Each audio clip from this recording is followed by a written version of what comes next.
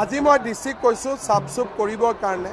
মই নিজে কৰা নাছিলোঁ কিয় যেতিয়াই কিবা এটা কৰিব খোজোঁ মানুহে গালি গালাজ কৰে। যোৱাবাৰো যেতিয়া মই কৈছিলোঁ যে টাইমিংটো 10টা কৰিম, মোক গালি গালাজে কৰিলে।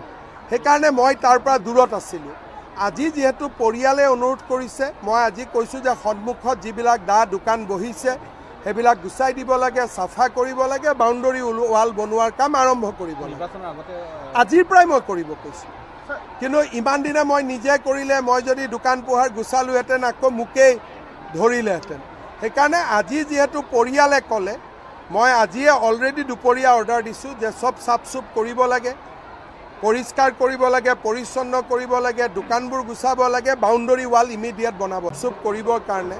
মই নিজে কৰা নাছিলোঁ কিয় যেতিয়াই কিবা এটা কৰিব খোজোঁ মানুহে গালি গালাজ কৰে। যোৱাবাৰো যেতিয়া মই কৈছিলোঁ যে টাইমিংটো 10টা কৰিম, মোক গালি গালাজে কৰিলে। সেইকাৰণে মই তাৰ পৰা দূৰত আছিলোঁ। আজি যিহেতু পৰিয়ালে অনুৰোধ কৰিছে, মই আজি কৈছোঁ যে সন্মুখত যিবিলাক দোকান বহিছে সেইবিলাক গুচাই দিব লাগে, চাফা কৰিব লাগে, বাউণ্ডৰী ৱাল বনোৱাৰ কাম আৰম্ভ কৰিব লাগে। আজিৰ পৰাই মই কৰিব কৈছোঁ। কিন্তু ইমান দিনে মই নিজে কৰিলে মই যদি দোকান পোহাৰ গুচালোহেঁতেন আকৌ মোকেই ধৰিলেহেঁতেন।